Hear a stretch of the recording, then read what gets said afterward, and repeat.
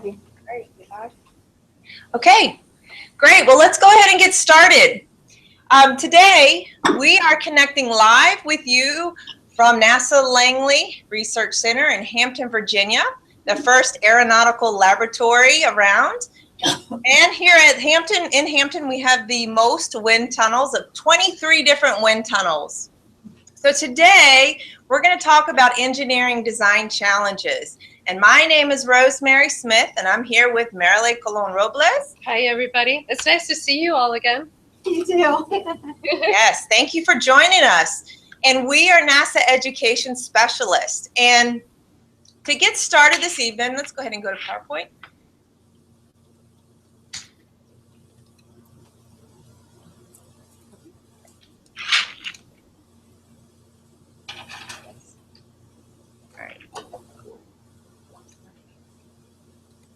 All right, there we go. So this afternoon, our goal is to provide a real-world context in applying the engineering design process through content taught in the classroom.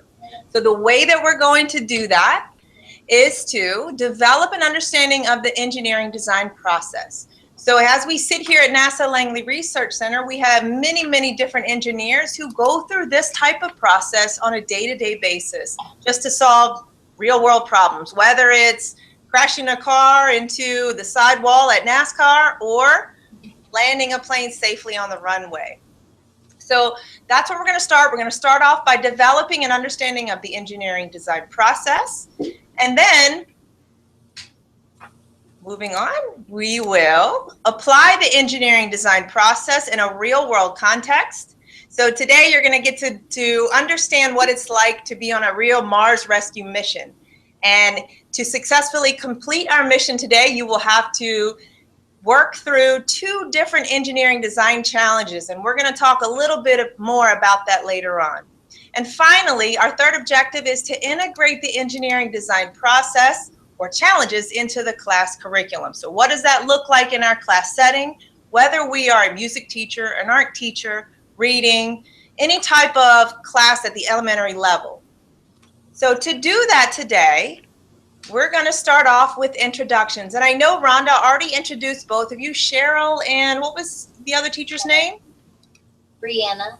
Brianna, awesome. So in a minute, I want you to introduce yourselves. Tell us a little bit about yourself, where you teach, and I want you to tell me one topic that you enjoy teaching. So for me, I'll go ahead and get started. My name is Rosemary Smith.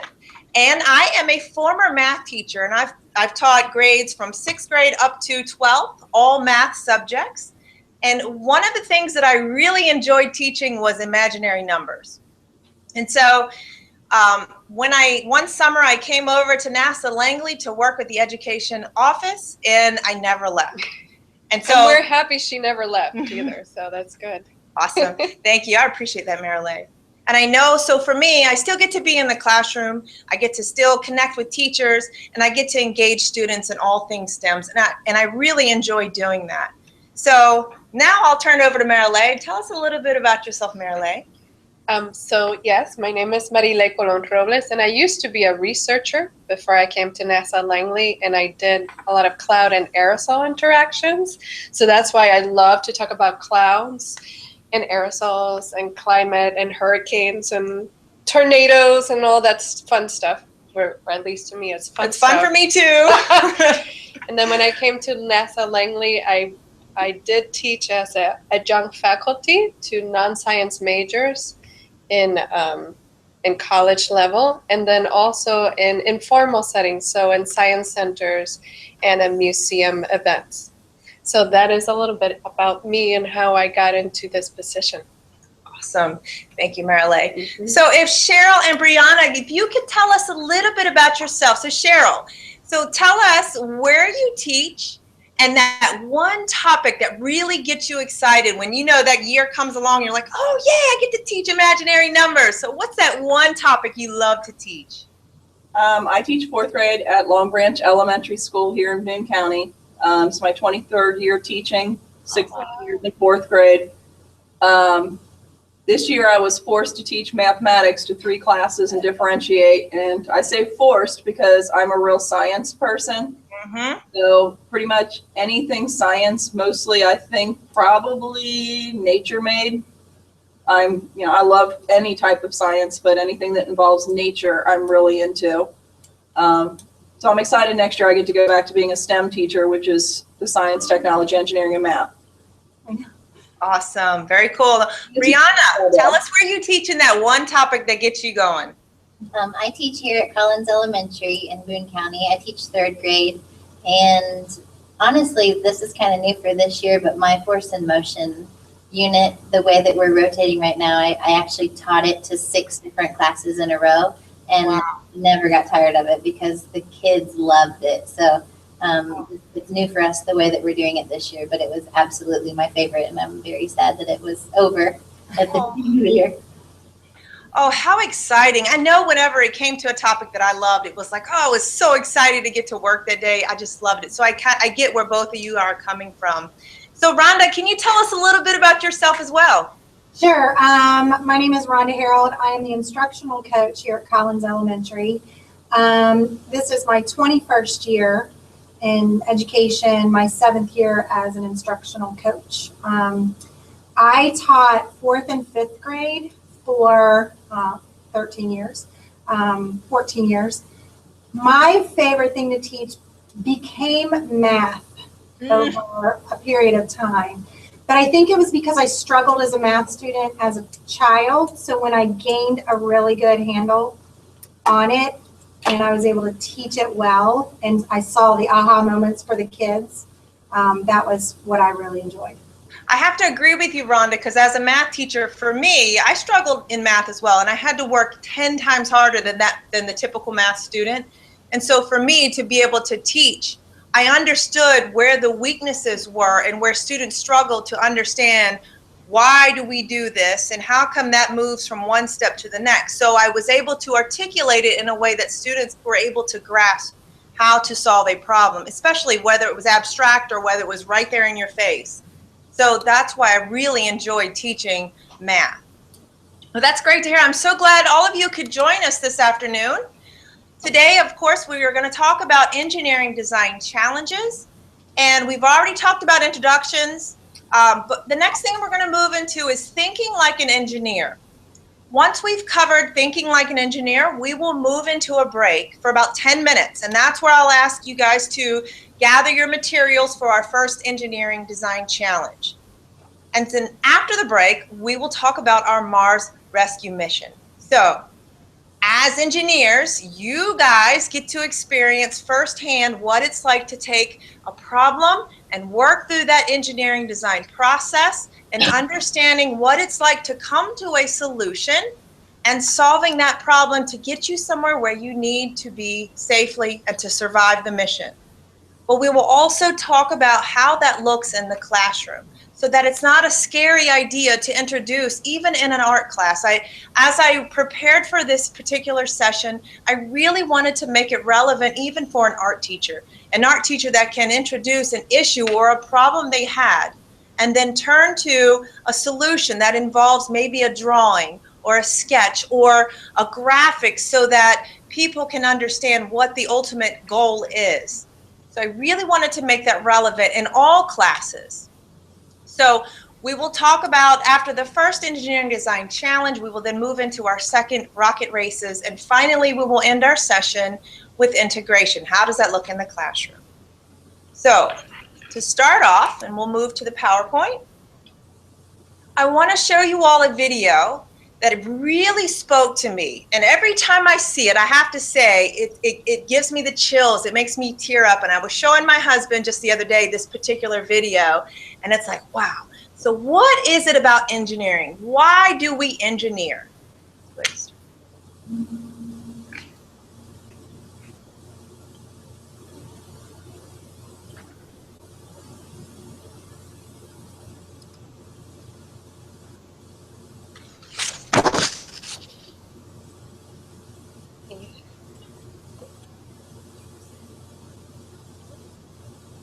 Just give us 1 second.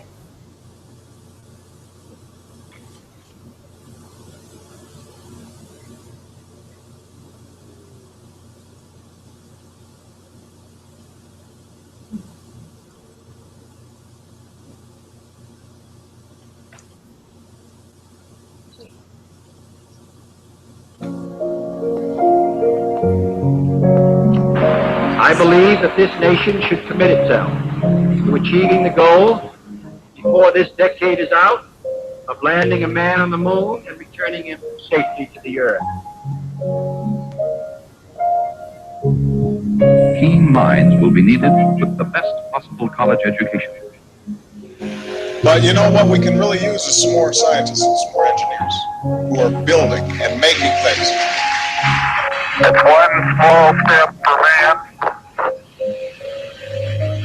one giant leap for mankind.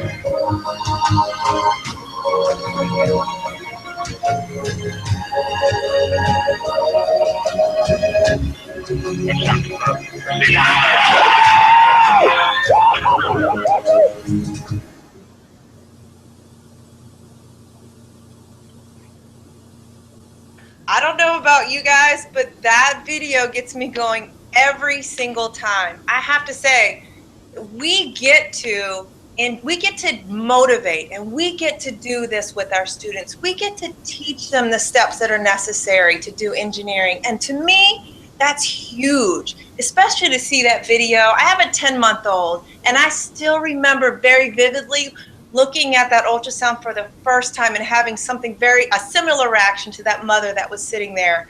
And so it gets me. And I just have to say that we get to teach our students that process, and we get to show them and engage them and have them understand what it's like to be an engineer. Because we all know, what's that question? Why do we need to know this? Why is this important?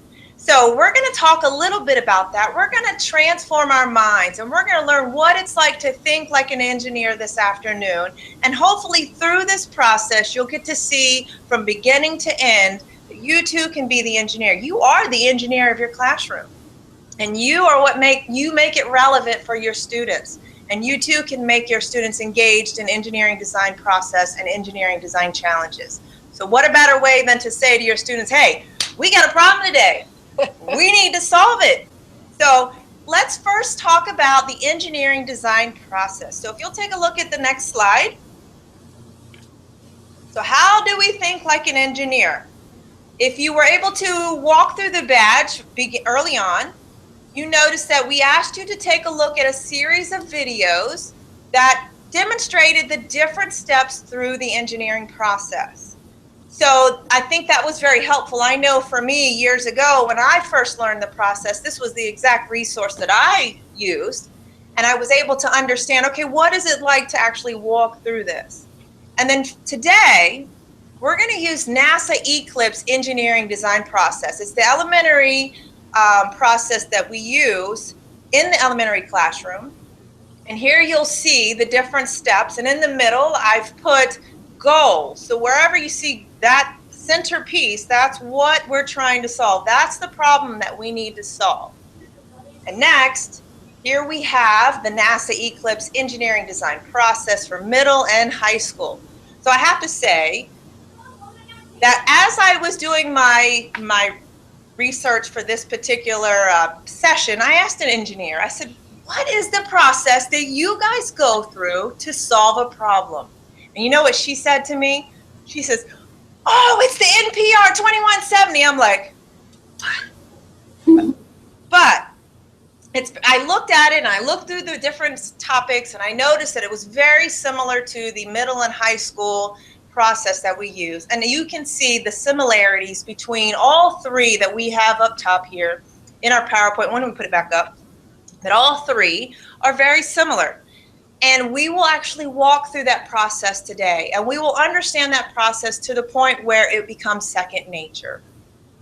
So the good news is that as we move through this, you'll see that we have these engineering design process versus the scientific method. So I really like this slide here because many of us as teachers, we already know the scientific method. We've used it. It's a part of our classroom. It's a part of our language. And so you'll notice the similarities between the scientific method and the engineering design process. Very, very similar. And I know when I showed my daughter this slide a couple weeks ago, she was like, "Mommy, all the colors. Do I get to do this with you?" And I said, "Of course, Isabella." Now she's 6 years old. Yeah, we'll start to introduce her to that. But yeah, this is a process that we use to solve problems. And so you already have these tools in your tool belt. And that's what I like about this. So let's move forward. Let's see what actually is the engineering design process. Remember, we are thinking like an engineer. So we're approached with that problem. And we are asked, what is it that we are going to do? What is the problem? And what are the constraints that we have that we must abide by in this problem? Are there limitations? So the first thing we want to say and have our students ask us is, what is the problem and what am I going to solve today? So then moving forward, we look at the imagine step.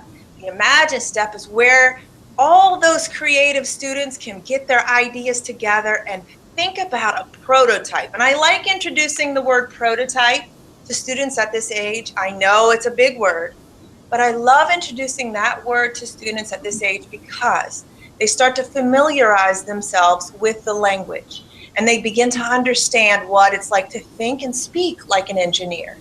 So here we imagine our prototype using our materials, using our ideas, our sketch, our creative ability. So this is the part where you can take in an art classroom and really run with it. And then next we'll talk about building. So you have a set of materials and later on this afternoon you're going to see that you'll have just those materials in front of you and you're supposed to build something from it. And that what you build will solve the problem, which is your goal for the afternoon. And then next we will evaluate. Evaluating is testing it, whether it's going out in the classroom hallway and throwing something down the hallway or measuring something the lengthwise of that hallway or just measuring the distance something travels. So it's just testing whatever it is that you've built using your materials. And finally, we will share the solutions that we have come up with. What a better way than to articulate how students have solved that problem. And I think that's very important for students to understand how to share that process with their teachers and with others around them. And you'll really get to see their little personalities coming out and they'll get to feel like they have ownership of that activity. So I find that to be very fascinating when you see those kids get so engaged and be able to say, I can do this. I know how to solve this problem. So I love that part about the engineering design process is being able to share what they use to solve the problem. So what does this look like in the classroom? How do we introduce the engineering design process to your students? So the first thing you want to do is introduce the activity. So for instance, and we're going to talk a little bit more about this, but how do you move a set of heavy boxes from one side of the classroom to the other side of the classroom? So we introduce the activity as teachers. And then we talk a little bit about who benefits. So NASA has this big mission that eventually we are going to go to Mars. So why do we want to go to Mars? What is the drive to get to Mars? We have very specific plans for that and very good reasons that will advance our studies and our research on what we learn about Earth. So getting to Mars will be that next stepping stone. And next, you will review any rules, restrictions, and constraints. So this is where you can get to be really creative. I like this portion of the engineering design process because this gives you the freedom to say, okay, in your team, in you group of students, your group, I want somebody to be the person who handles the money. So for instance, if you have a set of materials, assign a cost value to those materials. So today we're going to have 3 straws. So maybe those 3 straws will cost $3 a piece. Who knows? I think this is really where you can become really creative with the particular challenge you have in front of you. And the students really have buy-in with that because it really makes them feel like this has real world significance.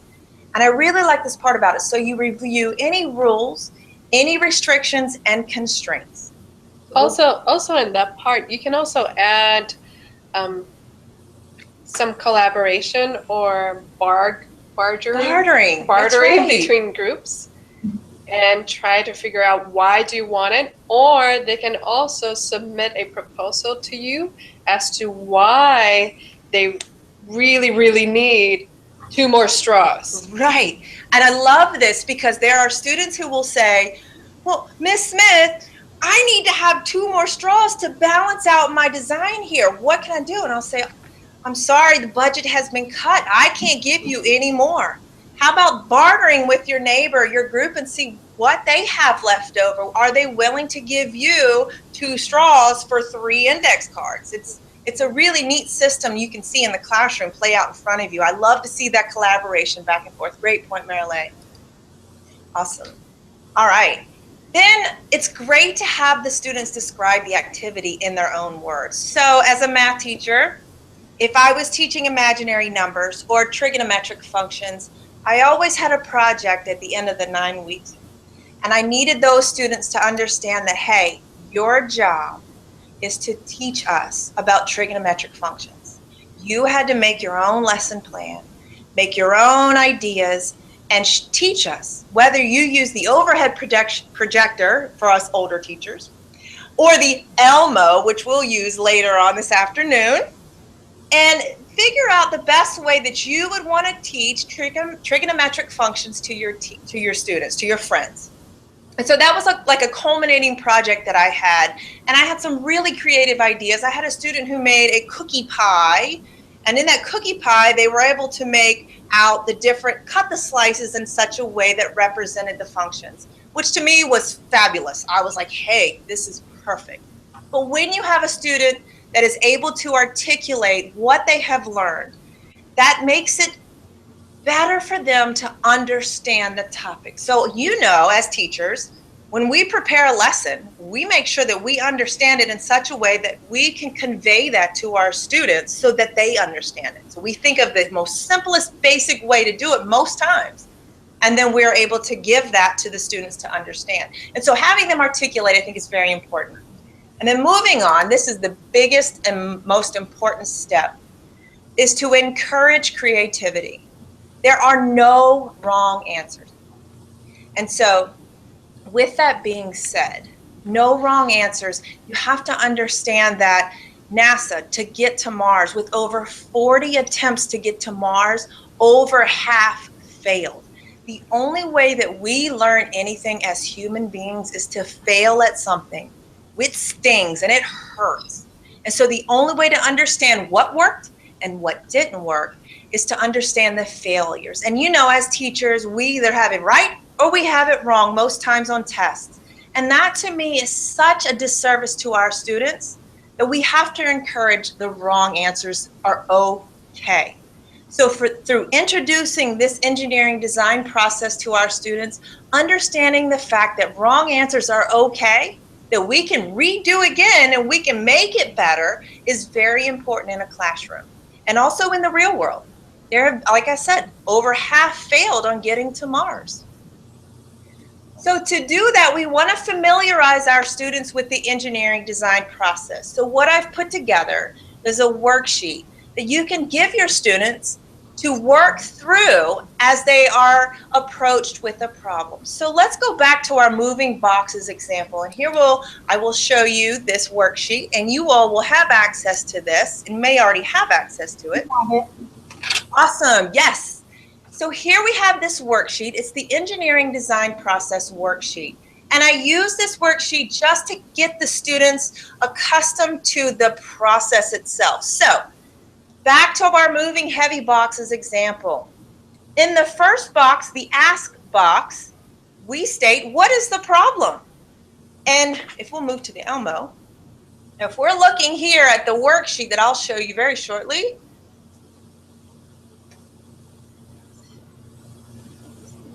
okay, good. So here the goal is to move heavy boxes, right? So we're just going to walk our class through what does that engineering design process look like. So we ask, what is the problem? And what have others done? And what are the limits? So we will articulate that is move to other side of room. And I'll just put move to other side. The next step in the engineering design process is to imagine some solutions. And I love this is because you can see the creativity skills just flow, and I love it. So we'll just look. It says sketch your design. So I am not an artist. I really am not an artist, but I'm going to try my hardest to show you. Oh, how about we put some sort of platform here on wheels, and we'll use some sort of lever to prop our boxes on and scoot them onto the top of that platform. So that's the imagine step. Excuse me. And next, we're going to see the list of materials that we have. So maybe we have a cardboard box. Excuse me. And we have some wheels, etc., etc. You see where I'm going with this. We can figure out how we're going to build our design here in the imagine step. And next, we'll move on to the evaluate. So let's test it out. Let's see what happens. When we took our lever and we propped our box up onto the platform, did the boxes move easily? Now remember, these are really heavy boxes and we couldn't move them. So yes, the boxes moved easily with our design. Now let's start to push our platform across the room. And oops, our platform collapsed. Not good at all, right? So let's go back and redesign. So this is, if you think back to the slide that had the middle school and high school engineering design process, and I wish I had a slide showing that, you'll see that it did a cycle. Just go back to it. Sure. Yep, we're going to go back to it real quick. Oh, there it goes. You'll see it did a cycle there. Build a model or prototype, then test the model and evaluate. Share the solution. Did it work? No, my platform collapsed. So let's refine the design and let's think, how can we make it better? So notice in our materials, maybe we have some brackets that we could use to support the corners of our platform. So let's go back to the Elmo. Good. All right, so then we've redesigned, we've reinforced the brackets, and we come back here to our evaluate. Were we successful in our new redesign? Yes. Could we move our boxes? Of course. And this is where we will then share our results. Were we successful? Absolutely. What worked best? What didn't quite work? So this worksheet I love because this gets our students to understand the process, to understand what it looks like as we move forward with our engineering design process. All right, so let's move forward here. Okay, already done that.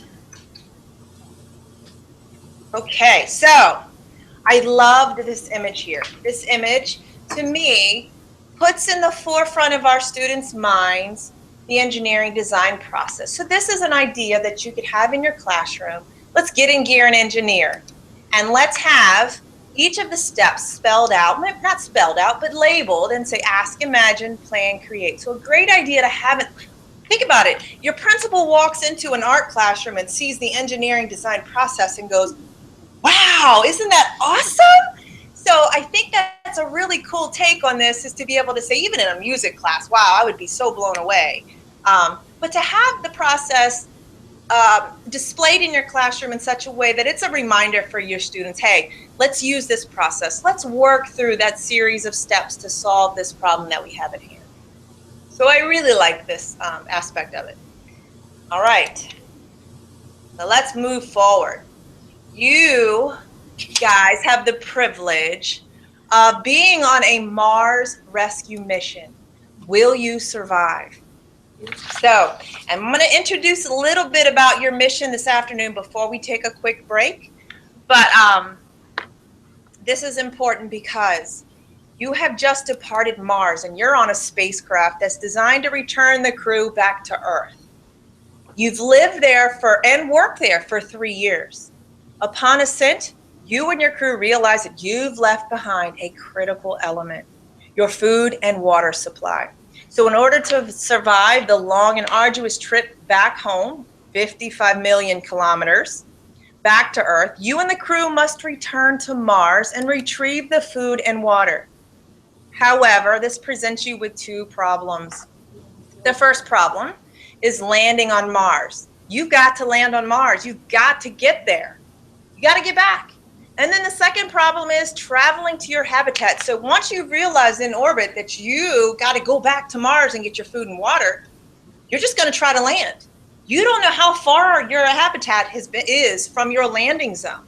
So this presents us with those 2 problems this afternoon, and that's what we're going to work towards solving throughout the rest of this afternoon.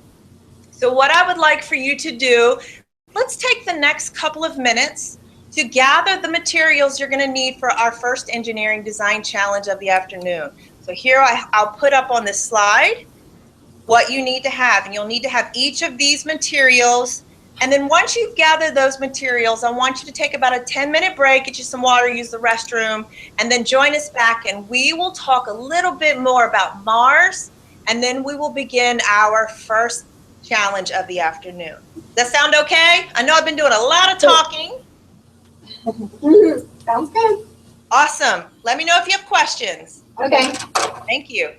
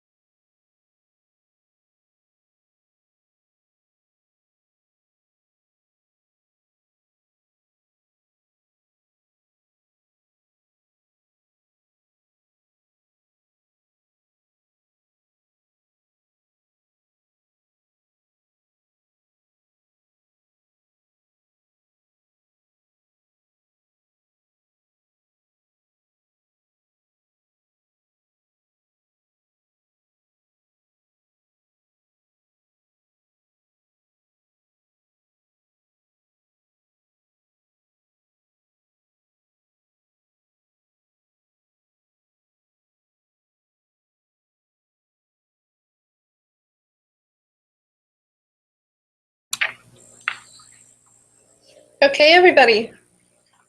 Are you guys ready? They're still muted. Okay, can you hear us now? Yes, perfect. Awesome. All right, so we're going to move into the next portion of our session this afternoon. And this is where you are on a Mars rescue mission. And just imagine yourselves in a capsule and you've discovered, oh no, we've left our food and water behind. And we have to go back to Mars. And we have to figure out how we're going to land safely on Mars. And then we need to retrieve our food and water so that we can get back in our capsule and get back to Earth, safe and sound in one piece to our families. So, to do that this afternoon, we're going to talk a little bit about Mars just to get you familiar with the environment and to understand what it's like to actually be on Mars. Who's seen The Martian? Who's seen The the movie, movie? The Martian. The movie The Martian, yes. Yeah. I mean, no. Not yet. That's okay. That's completely fine because we're still going to give you what you need to know to survive this mission. The movie The Martian was a really good, matter of fact, the book is even better. So I would definitely recommend reading the book versus seeing the movie. Now, if time is an issue, then go see the movie. But with that said, let's go ahead and talk about the materials that you're going to need for this activity first. And then we'll talk a little bit more about Mars. All right. So do you all have a styrofoam cup and some masking tape and... Yep. You do? Good. Yes. And some straws and rubber bands and index cards. Yes. We got Awesome. some. Perfect. Do you have different size index cards? Yes, two Yes. different sizes. Okay, perfect. Wonderful. And do you have, now we gave you an option of 2 pennies or marshmallow. Which one are you using? Pennies. 2 pennies. Okay, that's perfect. And we'll kind of go into the options of materials because sometimes marshmallow is not very good. So if you notice here, I was odd that it was 2 pennies or 1 large marshmallow because they don't seem anything alike. So right, the idea is to have some mass. Okay. okay. And the marshmallow, if you do use a marshmallow, you want it so it's not completely fresh because once you open it and get it out of the bag, it's kind of sticky. So you want it to dry, but if you notice, if you let it dry completely, it's less dense or it has less mass than if it's still fresh but not gunky. Yes. Okay. But the idea is to have weight. If it's very dry, it's completely dry, then that weight factor is not as good for the activity. And that's where you can use 2 pennies or a washer or a bolt, something that's heavy but not too heavy. Okay? Perfect. Awesome. All right. So since we've determined you all have your materials, that's awesome. I'm so excited. Let's move into learning a little bit more about Mars so that we have the knowledge to understand what our mission truly is. So keep in mind that you've been on the surface of Mars for 3 years. You've lived and worked there. So let's imagine the year 2050 and we've gotten people to Mars back and forth. You've got habitats. You've got a sustainable food source that's there. However, you've left Mars ready to go back home and you don't have your food source or water source. So I'm going to just recap the facts about Mars. So here we know that Mars is the 4th planet from the sun. We know it's roughly 33.9 million miles away from Earth. So something I would like to show students when I do an activity like this is to have them understand what the proximity or the relative distances the planets are from Earth. And so one time I was in the classroom and we did this activity and we calculated, all right, so I want student A to hold a ball and that ball will represent Earth. And then I asked the class to tell another student, a second student, who's holding the model of, say, the moon. I asked them to figure out where or how far apart they think the moon and Earth would be from each other. So the typical answer I get, and as many of you would know, is that most students would stand roughly 5 feet ahead. And they think that that's the relative distance on a scaled model of what Earth would be to the moon. So then I say, okay, well, let's estimate what we think the distance from Earth to Mars would be. And so I have a student say, all right, well, how far away would you go? And they walk and walk and walk, and they get to the corner of the classroom, and then they stop. And they're like, okay. And I say, okay, what do you guys think? And then they're like, yeah, this is perfect. And I say, okay, well, so then I go grab the moon out their hand, and I say, this is how far away the moon is from Earth relative to the scale that we're using right this moment. And I walk 23 feet away from my Earth. And they're like, wow. And then I go and I grab the Earth from the student, and I'm walking and walking and walking, and I get to a point where I go out the classroom and I shut the door and nothing. And then I peek my head back in, they're like, where'd you go, Miss Smith? And I say, well, if I really wanted to give you the scaled version of the distance from Earth to Mars would be, I'd have to walk 3 miles down that way to Dairy Queen. And they're like, whoa. So to understand the relative distances is huge for our students. They just don't get it. Neither do we. To understand that depth or that using the scale model is huge for us, just to get the fact that Mars will be 3 miles away from Earth. So I love to do that demonstration with students and teachers. It's great. It gives them a perspective on what we're dealing with. We've only been to the moon. So we're trying to get to Mars. So imagine that engineering design challenge there is, how do we get to Mars? It's huge, and we are working on that here daily. So moving on to what Mars is like, we know it's the 4th planet from the sun. We know it's 33.9 million kilometers away from Earth. We also know that the surface, the gravity of Mars is just 1/3 that of Earth. So in other words, it's roughly 63% less than Earth's gravity. So if you weighed 100 pounds on Earth, and don't we wish we weighed 100 pounds, yes, we would really weigh about 33 pounds on Mars. So much, much different.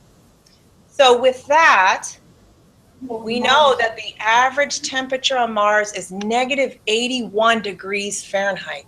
So yes, it's true, it is very cold on Mars. But depending upon your location, at a particular time, depending on the tilt of the planet to the sun, the temperatures can range from anywhere from -284 degrees Fahrenheit to 86 degrees Fahrenheit, which is huge.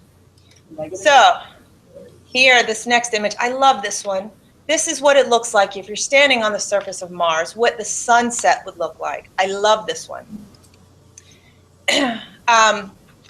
So Marilee, can you tell us a little bit more about the atmosphere of Mars, since you're the sciencey person? No problem. So I asked you a question. Why do you guys think the atmosphere looks this way?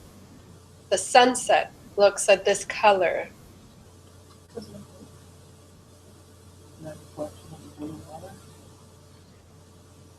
So what's on Mars? What is in the Mars atmosphere? Dust, okay? So when light reflects from that dust, that's kind of the color, the milky-ish color that you'll get. Now, if you think of also albedo and different color shirts, right? We understand how light travels and how certain colors absorb all the energy, and certain colors just reflect, right? The difference between a black shirt and a white shirt. Right? If you're running outside in the summer, running after kids, and you're wearing a black shirt, are you going to be hotter or cooler compared to the other teacher that's wearing a white shirt? Hotter. Hotter, right? Because black absorbs all that energy. So dust actually has a little bit of color, right? It has that reddish color, and we see that in deserts here on Earth. So it'll bring that milky-ish color when you look at the sunset. So there's a lot of dust on Mars. Now, if you notice, there's not a lot of colors in the picture. Let me show you the picture again. There's not a lot of colors there. So I'll ask you, how different or similar is Earth's atmosphere to Mars' atmosphere? Any ideas? doesn't a lot of our colors in our sunset come from pollution that's in the air? So here on Earth, Like, you're talking about? a lot of they say like more vibrant sunsets are because of the pollutants that are up in the cloud system and the dust. Well, one of them, yeah, if you have a reddish sunset, right, it's probably because there's a lot of sulfates here on Earth. But what you're alluding to is also the particles, right? Right. Earth's atmosphere has a lot of particles, and that's actually, there's a lot of particles and a lot of molecules, and we have to be thankful of that because one of the molecules, you have oxygen, right? And if you think of, we are here about, Rosemary and I are at sea level pressure. If we were to go to Denver, the mile-high city, we get a little bit dehydrated, we feel a little bit sick, and it's because you're at a higher altitude and you have less molecules, right, as you go up. So at sea level pressure, we have a lot of molecules here on Earth, and the pressure is about 1,013 millibars. It's the average sea level pressure that we talk about. Mars' atmosphere is really, really thin, which also leads to that difference that you don't really see a lot of colors either. So there's not a lot of things for that light to bounce off and reach our eyes, or in this circumstance, reach Curiosity's eyes. Okay, so can you think of how thin it is, or how much thinner it is compared to Earth? Do you guys have any ideas? How Mars' atmosphere is compared to Earth? I don't have a ratio, but I think it's thinner. 80% better. I think it's 80%. I don't know, there's 63% less gravity. I would say it's higher. Like, so it's about 100 times thinner. You guys were pretty close. Mm-hmm. Wow. So I was saying that here at sea level pressure, we would have 1,013 millibars, right? It's the pressure all around us. If you were at sea level pressure, what would be, or what would have been sea level pressure on Mars, it would have been 6 millibars. Okay? So it's 100 times thinner. So that'll lead to a lot of different things that, yes, it does have an atmosphere. We do have to consider the atmosphere. So there's certain things that still will work, that work here on Earth.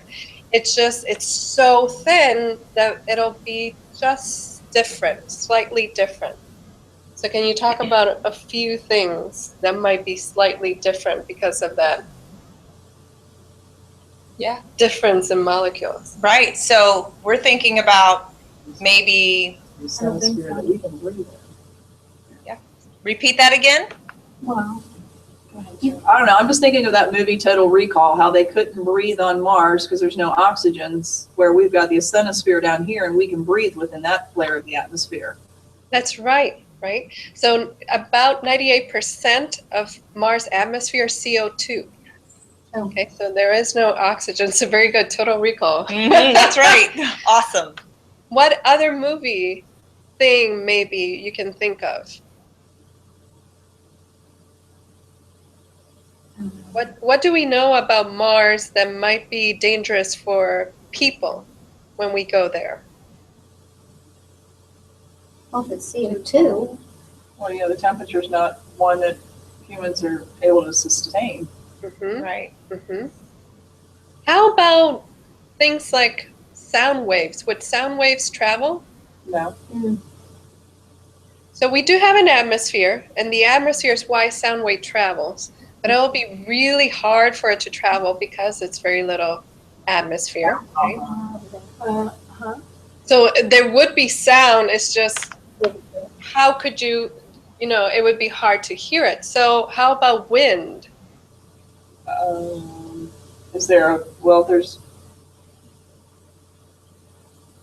Are there storms on Mars? Dust storms?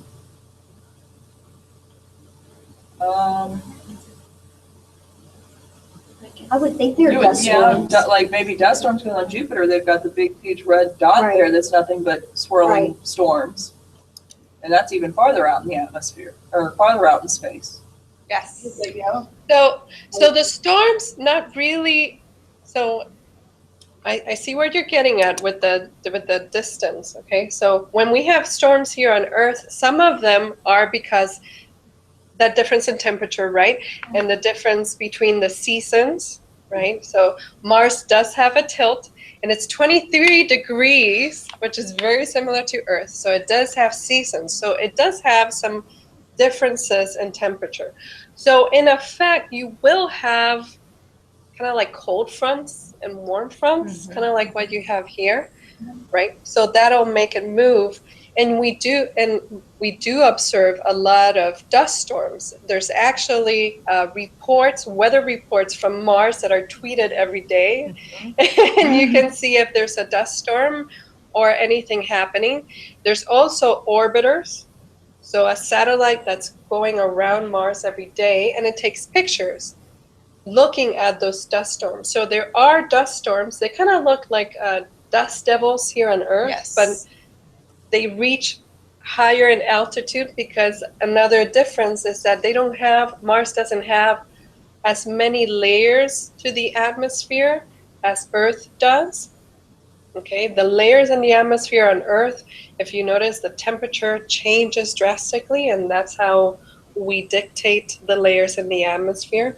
On Mars, there's not a lot of change. There's maybe 2 or 3 layers in Mars' atmosphere. So when there is wind, the wind can be pretty fast, up to 60 miles per hour, but we won't sense it as strong as it might look.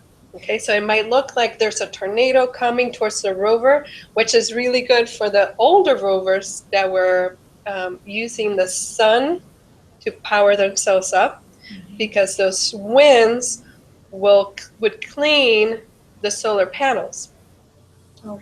But it might look like it's 200 miles per hour. And if you guys do watch the movie The Martian, that's one of the premises, is that yes, there is a lot of winds, and yes, there is a lot of storms, but because the atmosphere is so thin, it won't feel like it looks. Right. It's not as intense. Mm-hmm.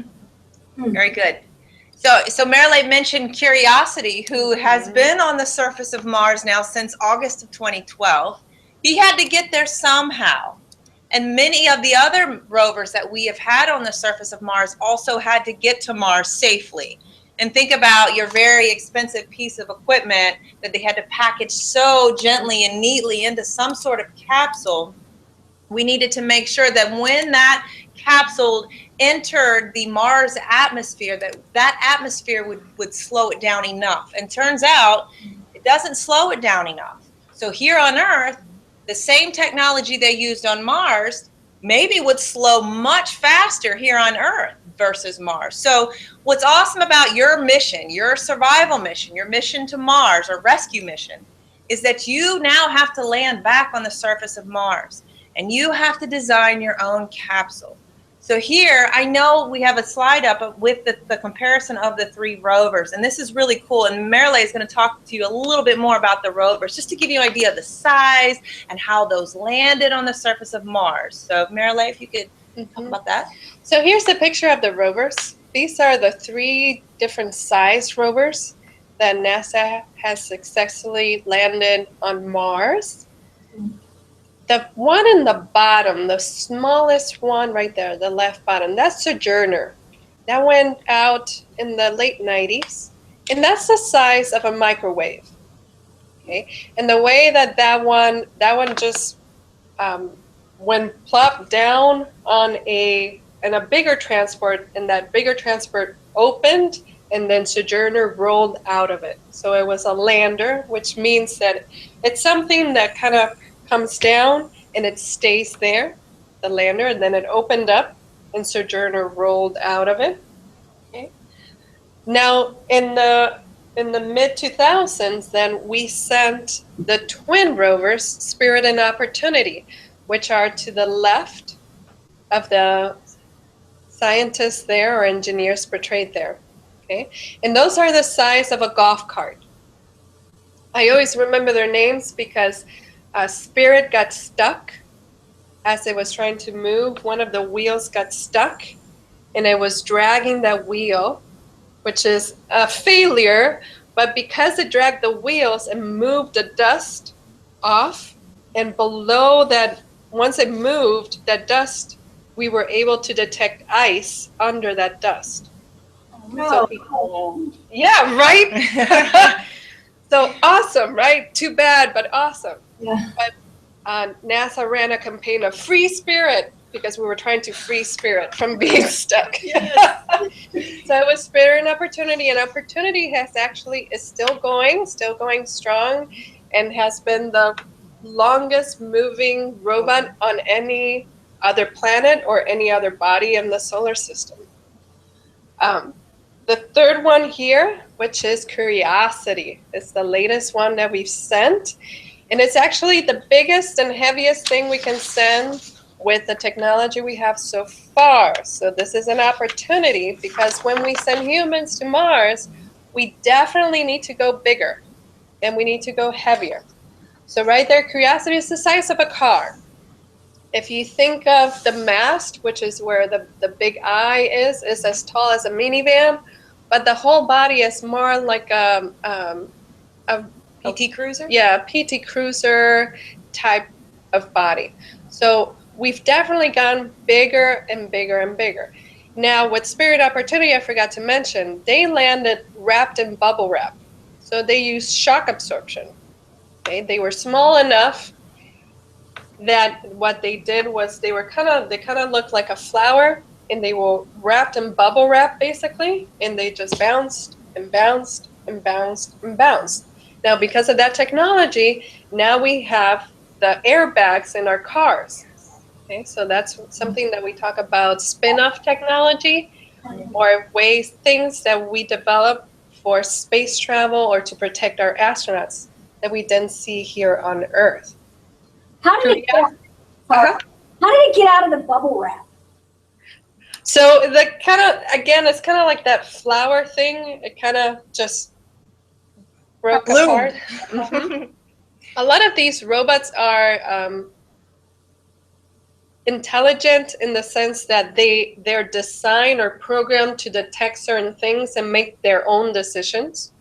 So Curiosity, it was huge. It has all these instruments now. It has a mass spectrometer, so it kind of digests the rocks and it tells you what elements are in the rocks that it's looking at.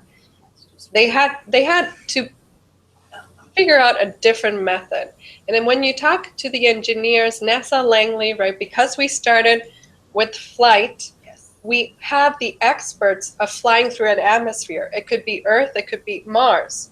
Okay, it's the same principles. Those same Bernoulli principles are the ones that are used to land or travel through Mars' atmosphere. Okay, so when you talk to the experts here at NASA Langley, how did they figure out how to land Curiosity? They'll tell you they pulled every trick they could from the hat, from their sleeves, from the back corner. They tried everything because this is so heavy. It's about a ton, just the rover itself. So what they designed was pretty spectacular. And it's a sky crane, what they call the sky crane. So this is the first rover to land on its wheels. Let me show you the size again. Okay, so a crane, so what happened is the crane, they kind of came down. It had some jets, and then it lowered the rover. So it was a crane that worked in the sky. It cut out the strings that was attached, and then it flew away. And you'll get to see a video on this very shortly. We're going to show you that video, and you'll get to understand exactly what it was like for the different rovers to land. And so keeping in mind, your mission for this afternoon is you've got to land back safely on Mars. These are things you're going to want to consider, knowing how thin the atmosphere is. These are things you're going to want to consider. So the number one thing that all rovers did, all missions, was to use the atmosphere to slow down. And that's the one thing that you need to focus on, is how to use the atmosphere to slow down. Now, thinking of when we talked about Bernoulli's and aerodynamics, do you guys remember what we call that? Something that would slow you down. Drag. Drag. Awesome. Okay. Awesome. Good. So let's show you a video next on how it is to land on Mars.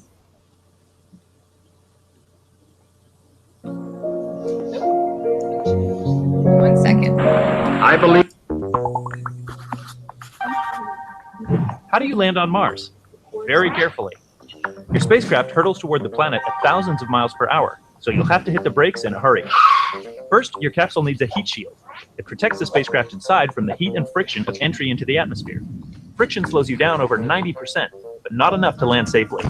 Use a parachute to slow down even more. Still, falling at over 100 miles per hour, you need the right system to land safely. Here are some options. With a small to mid-size rover, use a cushion of airbags along with retro rockets. Impact at 30 miles an hour and bounce to a stop. With a large lander, use retro rockets and landing legs to touch down, going about 6 miles an hour. Or with a large heavy rover, use a big jetpack to slow down to under 2 miles an hour. Then gently lower it on cables to land on its wheels. Any way you do it, you'll need skill and hard work.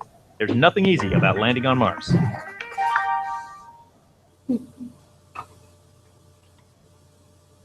All right. So your engineering design challenge that you're going to work through this evening is to land safely back on Mars.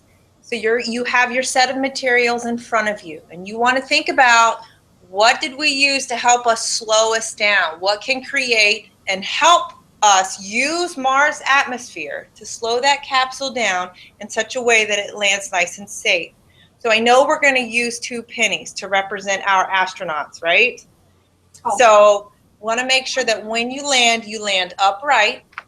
And so with an engineering design process, you have to take in consideration constraints, okay?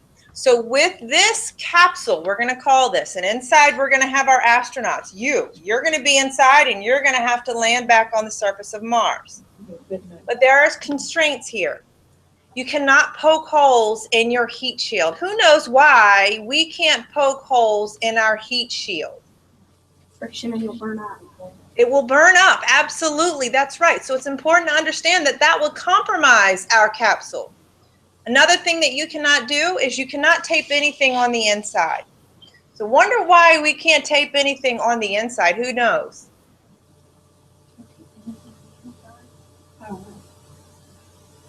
Oh. I don't know. And that's going to be a little difficult to answer, but let's think about it like this. Let's say that if it were us in the capsule, maybe we wouldn't be able to open the contraption. Maybe it would be stuck. So we want to make sure that we don't close it to keep us from being stuck. So in this particular activity, this engineering design challenge, it's designed to land a rover. Okay, so with that frame of mind, if we were to have a rover represented by 2 pennies or a marshmallow, and we covered the top here, it would hinder our rover from being able to safely get out of the capsule and move on to its mission. So for this particular engineering design challenge, it just so happens that we cannot cover this opening or tape anything to the inside of the cup. So those are things we want to think about. We also, another thing you can talk about is we don't want anything to obstruct coming out. So if we have astronauts in there, there's a higher probability of things breaking if you have it inside and restraining you from being able to come out. Okay, so we don't want to first cover, we don't want to prevent anything from coming out, and we don't want to add any more issues or restraints by putting things inside that can be in the way of you coming out. Okay? Yes, so that's great, good point. So what I want to show you next is I want to move quickly to this sheet, this design sheet that we have here, and I think you have that in front of you, right here. This sheet I put together to kind of aid in the process of engineering your design. So here, as we move through each of the steps, and we're going to work through this together. So with this challenge, we'll work together. With the second challenge, you're kind of going to be on your own. But for this particular challenge, when we get to this portion of the process, I would like for you all to take this sheet and draw out your design. Sketch your design for a capsule that will land safely. Okay? So thinking about all the different facts about Mars that you've learned this afternoon, how can you use that to your advantage? so that we can land ourselves back safely on the surface of Mars to retrieve our food and water supply. So once you've done that, and we will then prompt you to move into the evaluate stage of the process, I would like for you to take a look at this sheet. Now I want to make note of something real quick. The sheet that you probably printed out is slightly different than what I have here.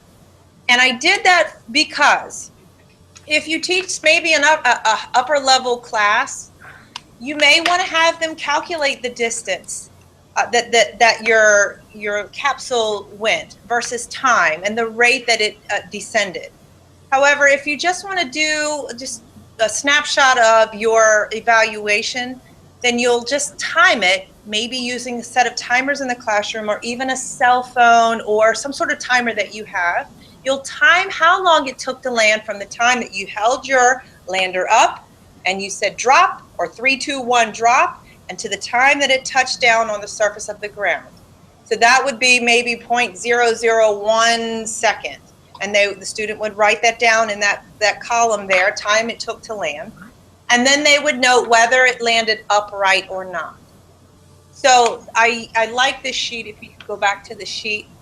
It's a nice recording sheet for students to use. And if you would like to just scratch through the D equals RT, then you can just type in or write in time it took to land. And you'll use that. And you may not necessarily go through all 5 trials. And we're really going to crunch this down into a very small amount of time because we only have a little bit of time left this evening.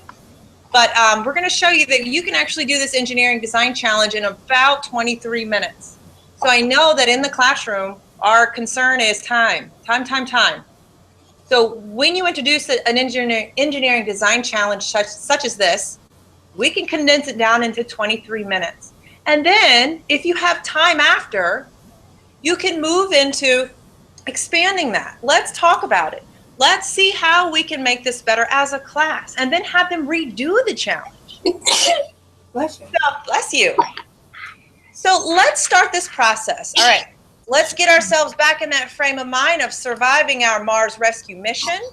And we're going to begin our challenge. And now keep in mind, this is our engineering design challenge called Drag Race to Mars. Using the facts that you've learned this evening, we're going to begin now, okay? So here we are. The first step of your mission is, what are you going to do? We're going to give you 3 minutes to figure out amongst the 4 of you, what are you going to do to solve the problem of landing safely on Mars? So just talk about it. What are you going to do? 3 minutes. We're going to find a way to slow down that so that it lands. Lands without knocking the tar out of the people on the inside. Knocking the tar Or out. throwing them out.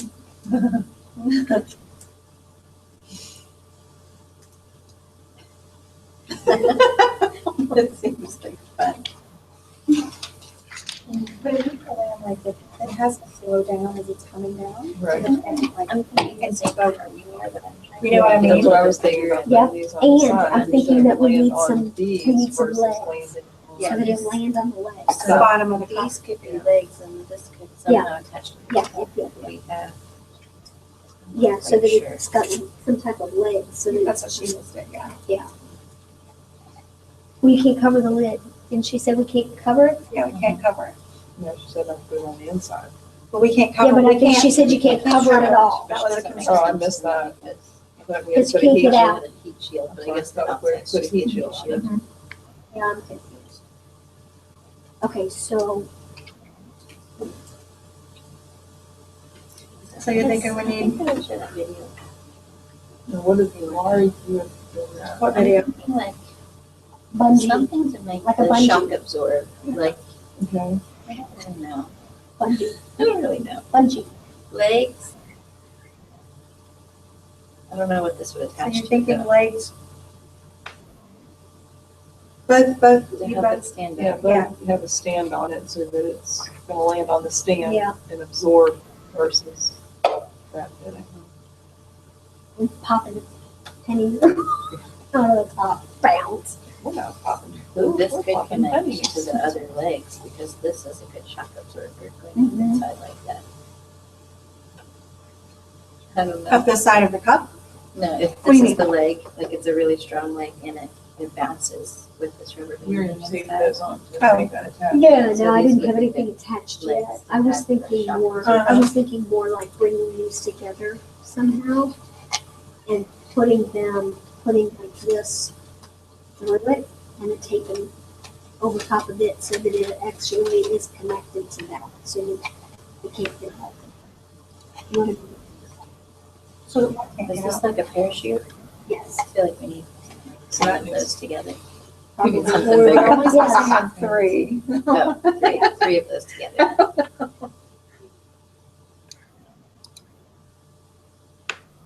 These legs would make it heavier though, so maybe that would be bad. But they're strong. Okay, so wait a minute. What would be heavier, this? All right, you have about 30 seconds left. Well, No. we're not building yet, we're just talking. We're just planning. We're just talking. Just planning. Okay. I'm drawing, I'm sketching, I sketched. following directions. Put these like around and then bring it up together. You know what I mean? Like, so we Yeah, have can we use a these- crane like our arm? Can we be the crane? Okay, so I would like for you to stop. And I've heard a couple of you say something about I'm sketching and this is great. And I'm so happy that you're thinking about that design process, which is awesome. We love it. But we just want to highlight what are you going to do in this stage of the process? So I know, Marilee, you wanted to mention. So one of the things we were hearing you guys discussing, and I want to point you back at what are we using to slow down? What are we? The atmosphere. The atmosphere. So if you're going to use the atmosphere to slow down, what force or what would you use? What force will you use? Drag. Drag. Okay. Yes, very good. Now, one of the things that and you guys were right. I'm like, yes. Okay. You cannot cover it. You cannot put anything inside of it, but you can build above it as long as you leave some distance.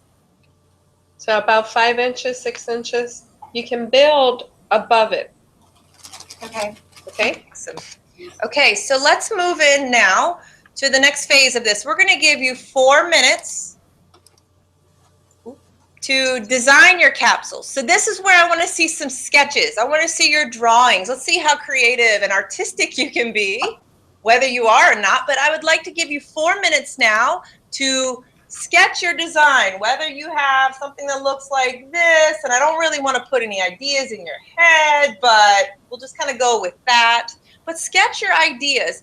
And what's interesting is if you have your students each sketch their own idea and then come together with those ideas and see how they all work together. So take the next 4 minutes to sketch your ideas.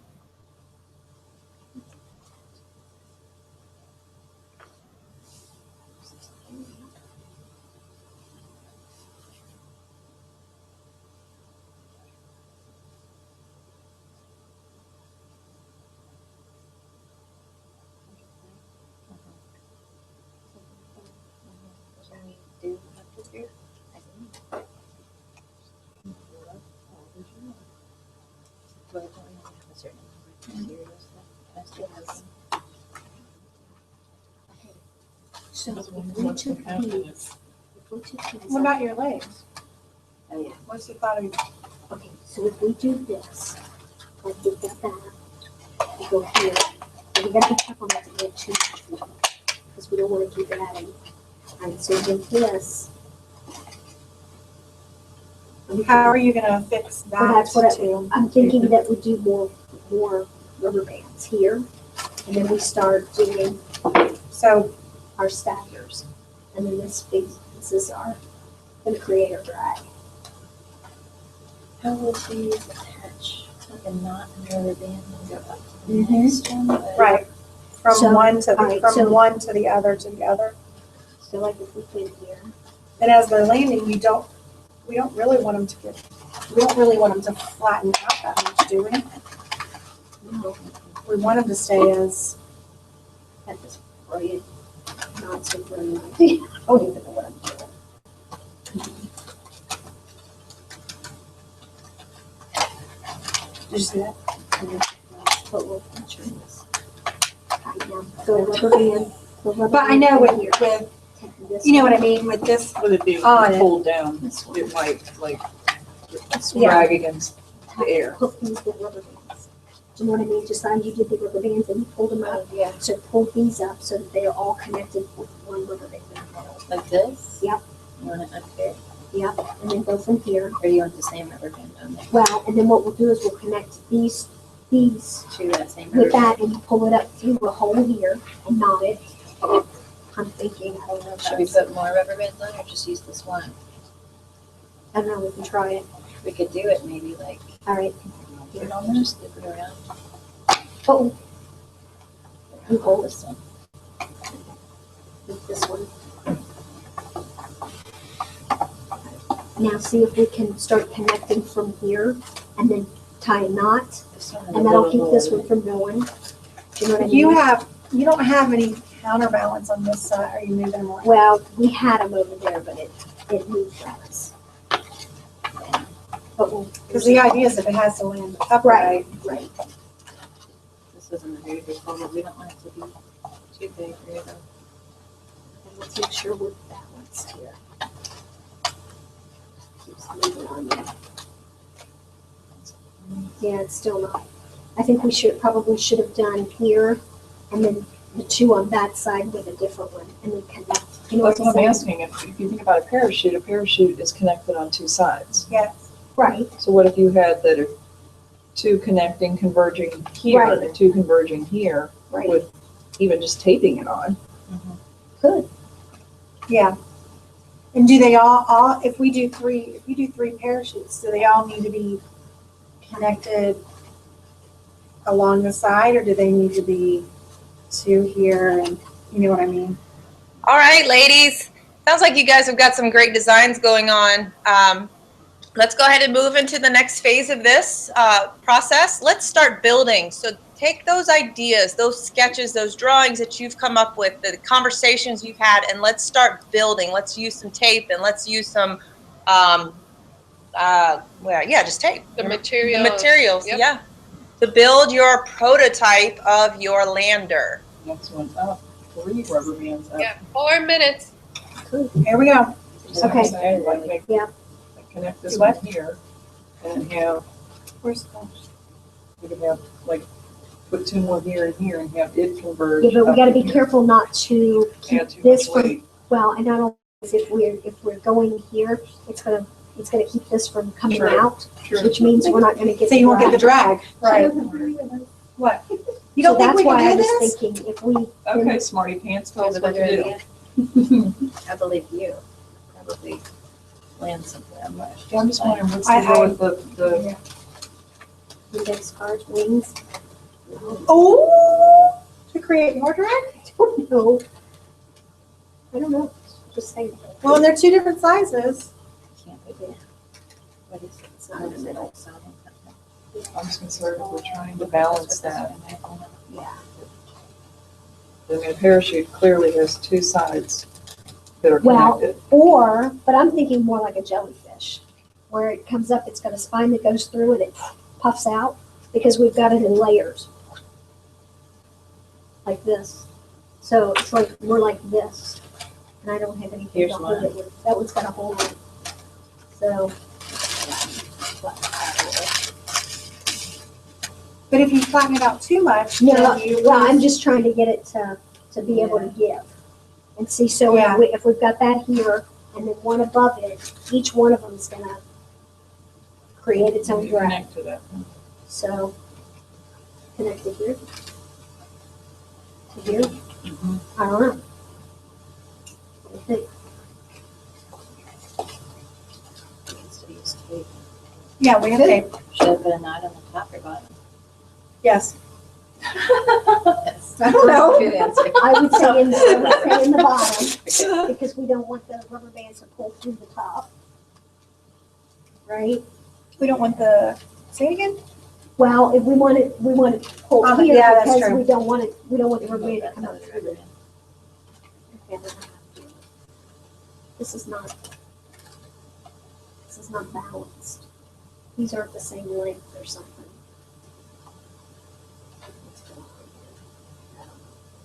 Yes, we went to college to do this.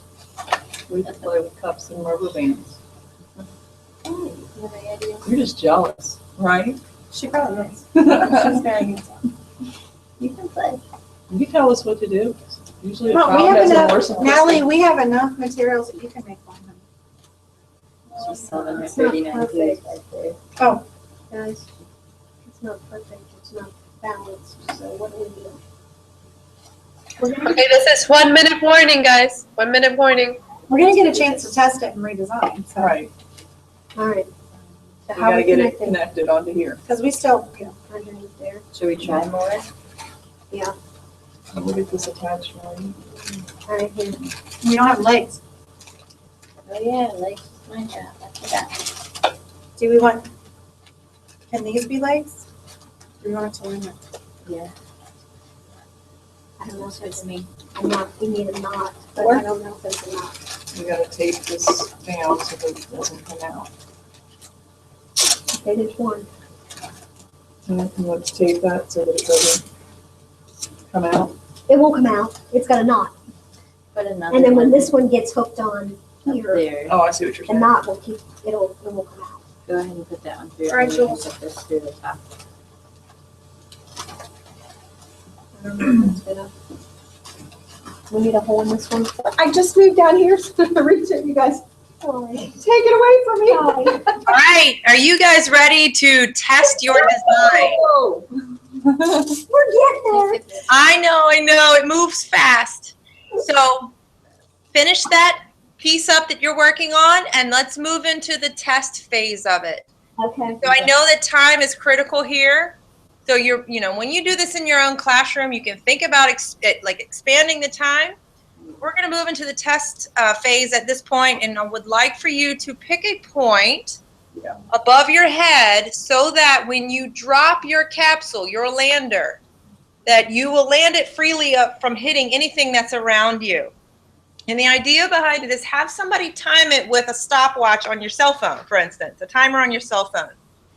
And have them count down, and then 3, 2, 1, start the timer, and then as soon as it hits, stop the timer and record your results. So 4 minutes to test your design. Go.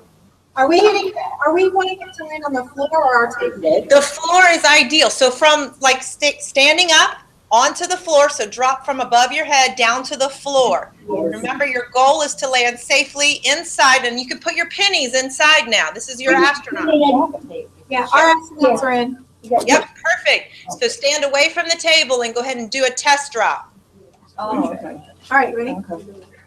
Yeah, Chan, of course, he walked out of the house. I said, Whoa, don't check on the table to give that answer. So wait, The so legs It's are on my gonna cause table. it to when you tip let go, over. I hit start and then stop when it lands? I think the legs are too long. Yeah. Yeah, I think they are too. No, it's That's not. That's okay. what Scaren's sending them down to See Eastern. what happens. Ready?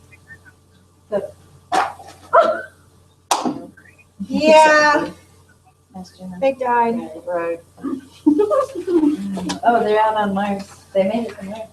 Okay. They're on This is Mars. the one that you They're just add water dead. to. We just add water to it, whisk it up, and then put it on. All right, so if you've tested and you figured out, hey, this is just not going to cut it, go ahead and move into your redesign phase. So we'll extend your time a little bit, redesign what you need to redesign to help that atmosphere slow you down some. It sounded like there was a thud there. What was it that So, okay. Ooh, the straw's all. the astronauts are on Mars, but they're dead. Oh, I gotcha. I understand. Let's slow that down a little bit. And then on Thursday, we'll catch up. Okay. But yeah, bye. Good straw? That last leg. I think We can get another leg. I think the rubber bands are making it too heavy. I don't know, 3 might be okay as long as it's up high. If we get them spaced out. Okay, ready? Make sure they're, let's put the third one up there. Because if I should draw an equilateral triangle on the bottom. We don't have the center of gravity. Yeah, we don't have the center of gravity. You're probably right.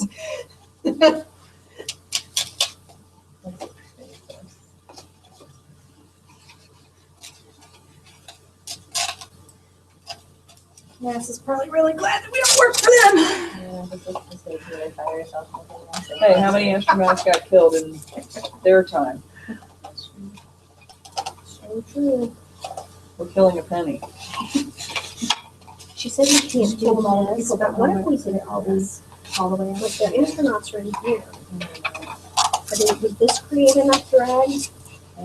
Okay. Okay.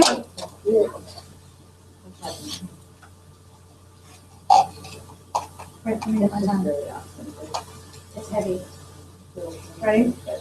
Yes. Hold it up higher because you did, yeah. Oh, yeah, that's heavy. Let's go. Well,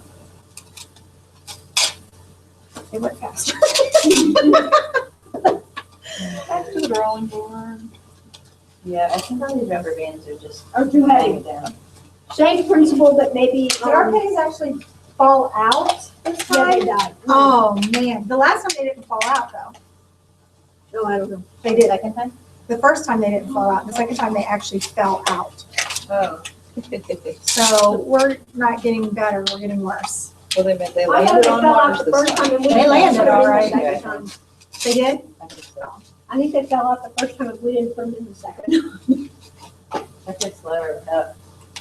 Without the No, rubber that's not- bands? Yeah. Okay, so we can't So tape maybe to the taping. inside, but we can tape I just did that. to the outside. Get out. But we don't What'd have a she just do? capsule. Look. Why I can't was we trying do to put this? another capsule on top of it. Yes, we could do that. Or actually, would it balance it out if we did this? Maybe. Like this? There you That's go. what I'm doing. Okay, Oh, yeah. what are you taping it with? Tape? I mean, what? No, the filter. I know that. I was gonna stick it through a little bit and then put tape on top. Oh, okay. Down to the-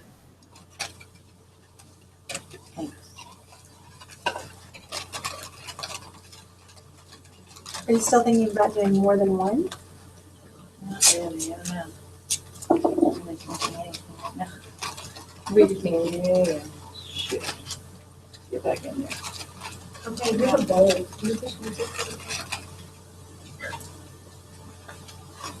Get the last one too.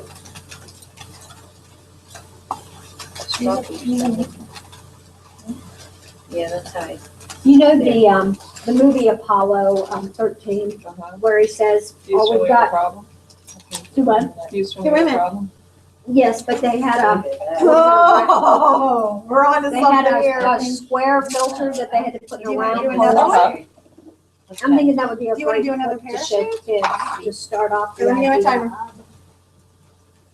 Hold up, I gotta reset it. of solving a problem. Ready? Good. Woo! Slower. All right, I see you guys are making progress.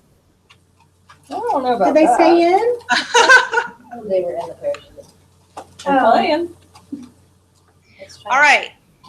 So now that we've kind of been through the test, redesign, retest stage of this, and I know that y'all are still putting things together, but I want to kind of have a little chat about what you noticed with your design. I'm just thinking. Does it make How can you see your students using this particular activity in the classroom? Do you see them maybe thinking more along the lines of drag or maybe shock absorption? You know, we really wanted to point out that drag is going to be our biggest asset here in this regard, especially when you have astronauts, which are much heavier than, say, a rover. So where do you see yourself making changes to your design and then retesting? What are some changes you would do at this point? I don't know. Oh, Get different material. Well, I think that although depending on the order in which you teach the lessons, so drag will have been something that's been introduced, but maybe not experienced as much. So the whole idea of the parachutes Yes. is creating the drag. So I think they would understand that without maybe really being able to identify it. I don't know about the whole shock absorption. Right.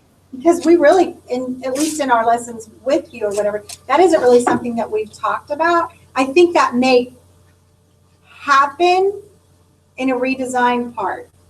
Yes. If the drag is not working, whether or not they can use that term or not, if that doesn't work, then they may have to rethink, oh, maybe we need to help it land softer so it stays upright.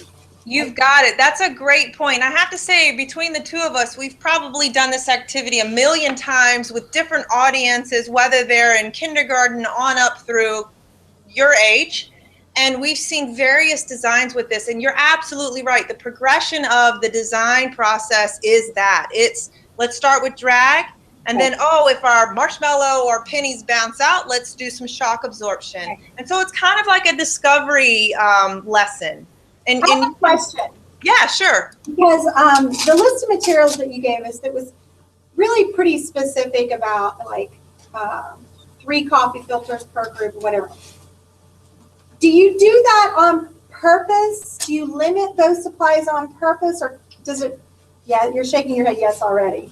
Does it really matter if we give them 6 coffee filters? I'm not saying that more is better necessarily, but so depending on the age level.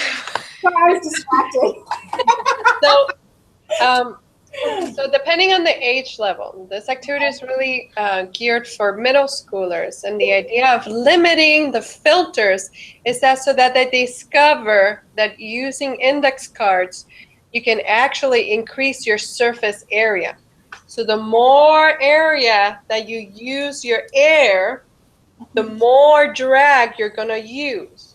Okay. Now, I don't know if you could hear our conversation. We're saying, what do we use these for? What are the index cards for? We're like, well, I don't know. But really, but I do want to point out there's no one right answer.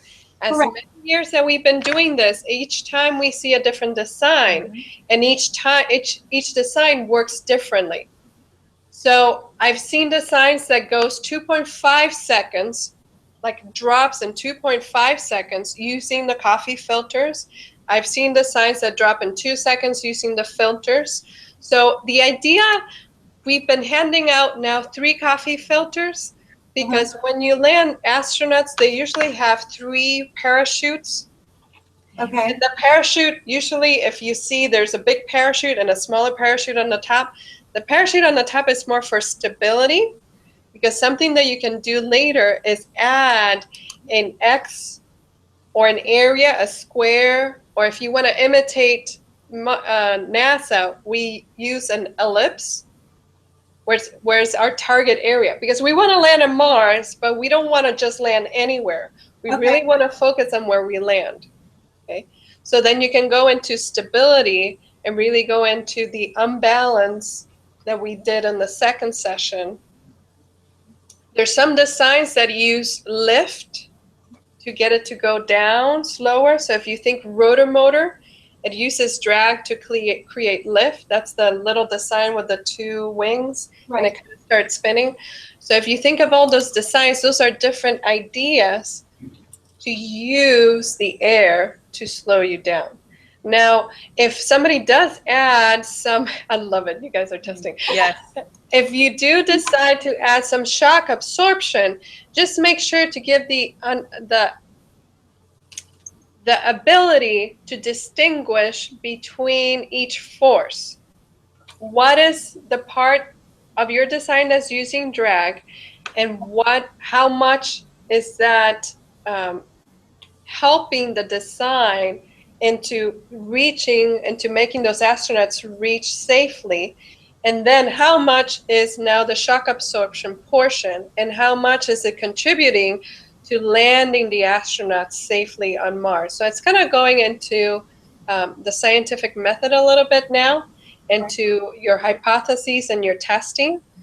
Okay, so we want to make sure that you understand what portions and how much of those portions, either drag or shock absorption or any cross mixture that you want to do, are operating in your design. But sometimes when you do limit your materials, you can hone in on, say, what portion is responsible for the drag versus what's responsible for the shock absorption. But that was a great point that you made, Rhonda. And I feel, though, as a teacher, I like to have that creative ability to say, well, I think my students could expand a little on this if we gave them 6 coffee filters. So I feel personally that if that's something that you would like to see in your classroom, go for it. I mean, this is up to you and how you want to do this. But the principle is there in the fact that it causes drag to occur to slow down your capsule. So this was a great job. You guys did a phenomenal job. I saw one of the capsules had double parachutes. That's beautiful. I love that. I love to see that design there. That's something I was going to say is like spinning off of her a little bit. I see a lot in the 4th grade is if you give them too many materials, you find the groups splitting and trying to do not the plan, do their own thing. Whereas if you're limiting it, they have to work as a group together because you've only got so many supplies. Absolutely. It's a great point to make. Now, another idea is that you can give them a total budget. Let's say $9 million, and then you can assign certain value for each material, and then they decide how much they can afford. We talked about a little bit this as to those are all the materials you give, but now you can barter, or you can submit a short proposal to get more materials. So it's not just, I want this, just try it out. It goes into what is the purpose? Would you have an idea, a concrete idea of how you're going to use it and how it might actually help? Because we don't want either teams to be split, and that's why in 4th grade or lower, we recommend 3 to 4 students per team. Okay, with older kids, you can do 5, but I wouldn't do more than 5 per team. Well, in most cases, the more kids you get, then not everybody's working because there's not a job for everybody. That's right. Absolutely.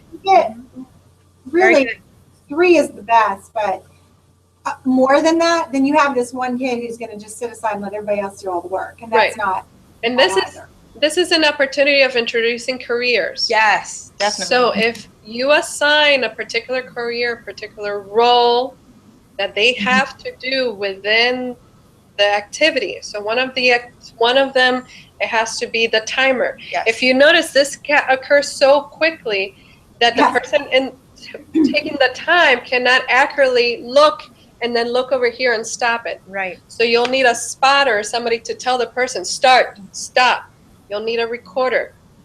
Okay, so this is an opportunity of assigning careers and roles to the group, to the people in the group. Even the person who's doing the recording of your results, that could be a recorder. You know, I know in the elementary classroom, some of those roles need to be explicit. So then you have somebody who's in charge of the inventory, making sure that you've accounted for all your materials. You have somebody who does a cost analysis, somebody who understands, okay, we have a certain amount of money, and these are the materials we're going to purchase, and these are the materials we're going to use. So I like to do in a classroom setting a team of maybe 3 to 4 students who have been assigned those certain roles. Even like the creative student that likes to draw a lot could be that designer that sketches that design on that sheet.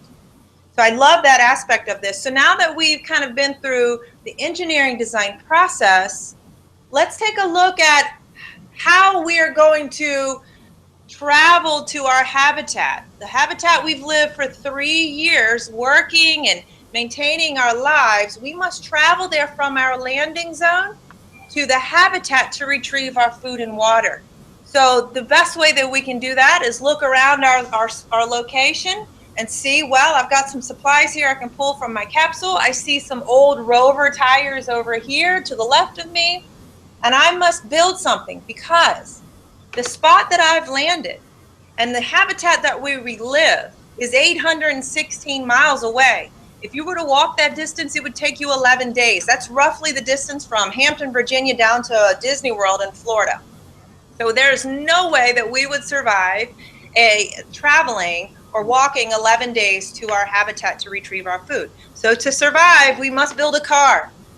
And the way that we're doing that this afternoon, we're kind of on a time crunch at this point, but we're going to kind of demo this next engineering design challenge, and especially for the elementary classroom.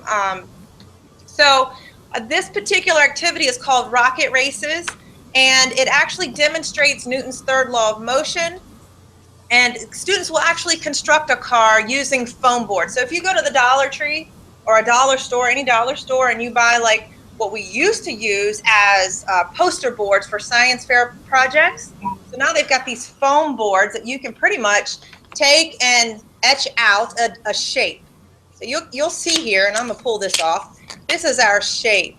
But in the elementary classroom, we can even throw in different shapes. So I have here this shape here. This is a triangle, of course, it's a little bent up, but using different shapes to build a car, and keeping in mind, when we typically think of a car, we think of 4 wheels, 4 tires, but rovers have 6, some rovers have 6.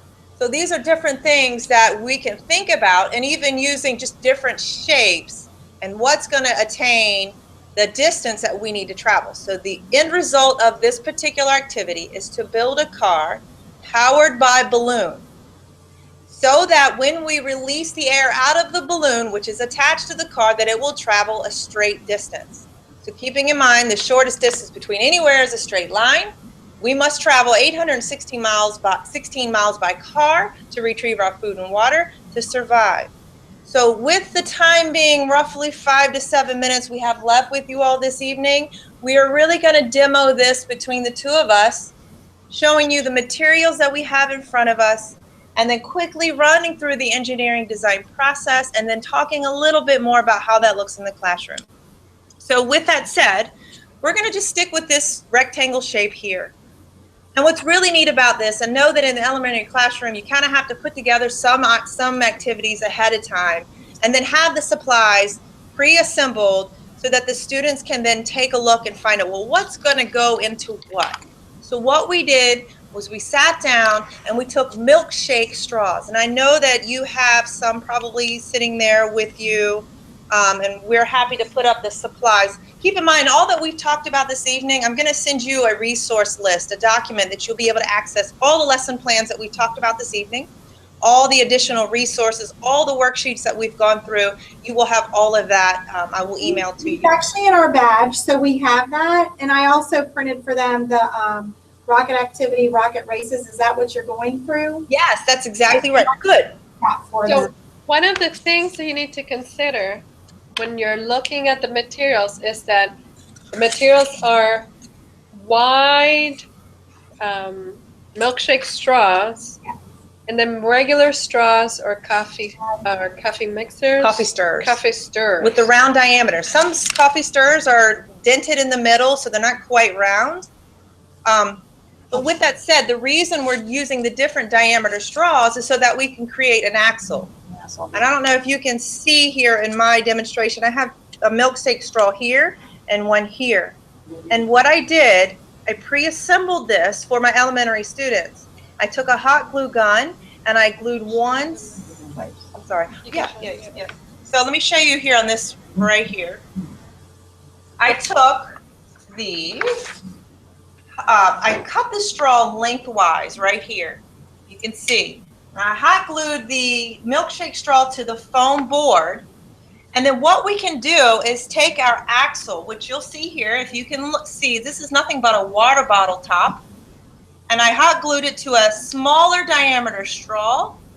And then you lay those out and the students will hopefully figure out, well, I can pop in my axle into my bracket, which is attached to my foam board. And then here I have this other piece that's pre-assembled. We pop in here.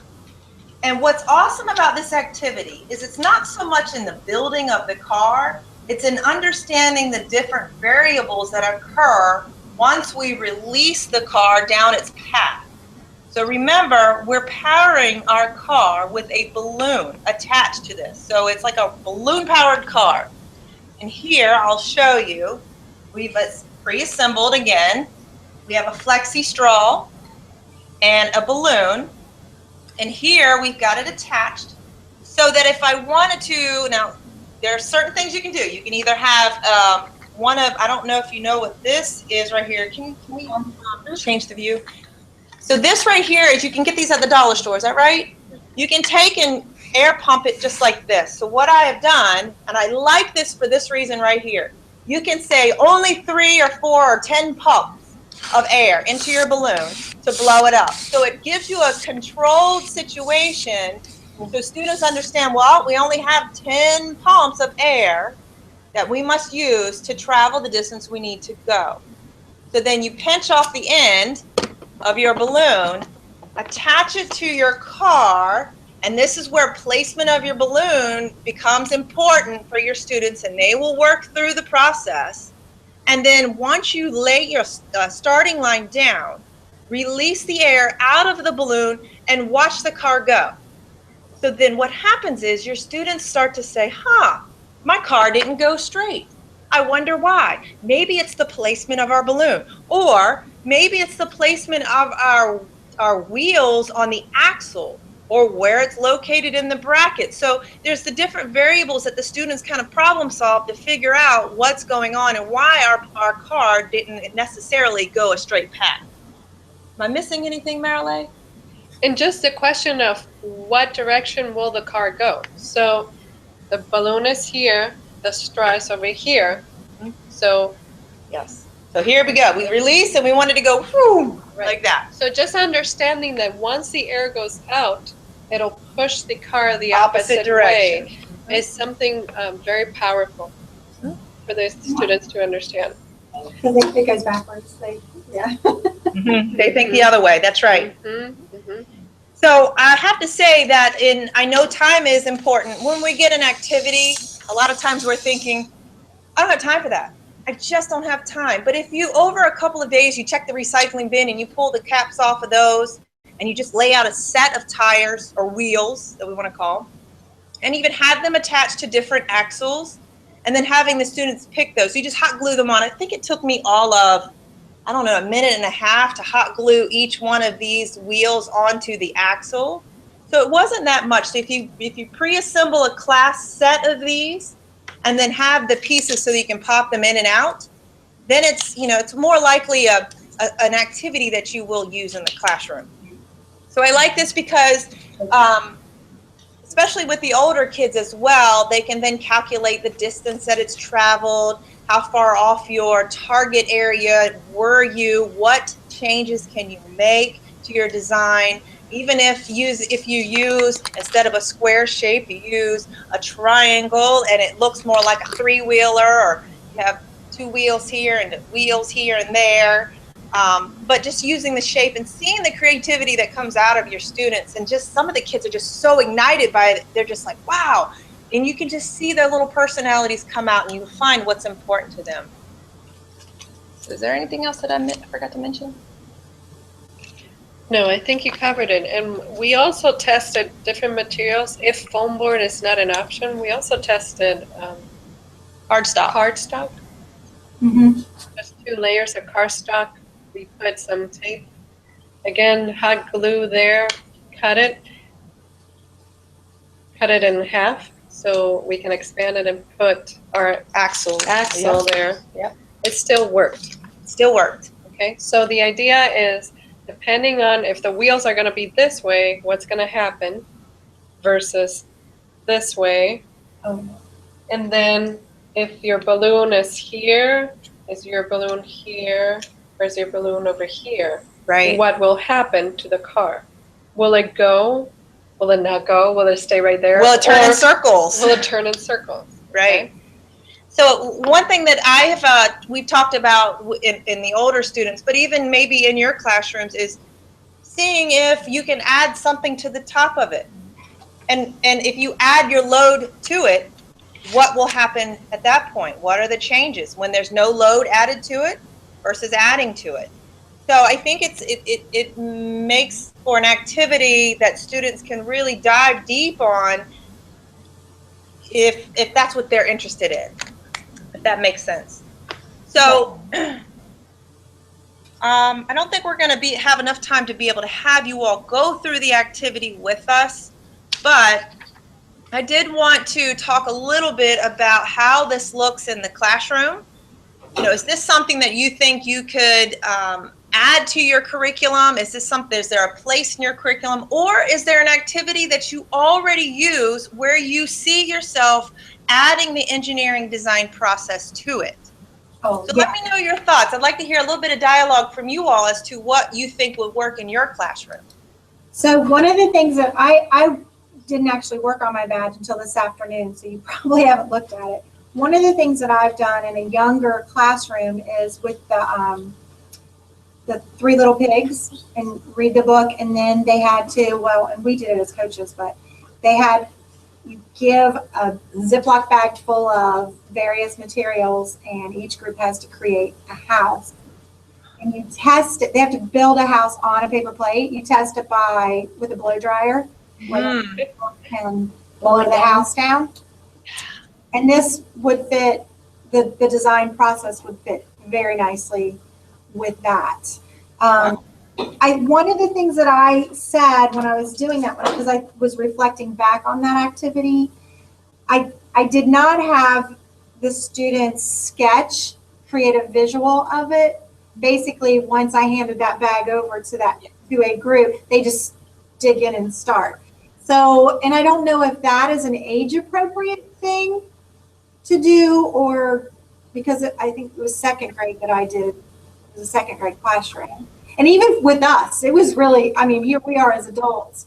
We did not want to take the time to draw out our plan. We did it, but we didn't want to. Right. So we wanted to, I think that's just the nature of such experiences, that we just want to go right in and start building and even changing the designs as we're going. We don't stick to one thing, because that was one of the notes I took when doing the badge, is that stick to, they draw the plan, and then in the create and construct, that they stick to that plan and wait to redesign until it's time to, after you've tested it.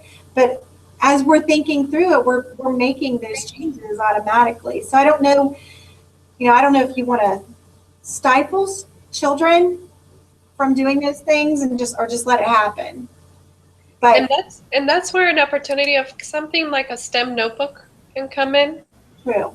The idea is that they know where they came, where it started, because particularly with Drag Race to Mars, the activity that you guys did, sometimes it works, and then when you redesign, you add stuff to it, and then you're not thinking that the more mass I add, the more gravity is going to go against me.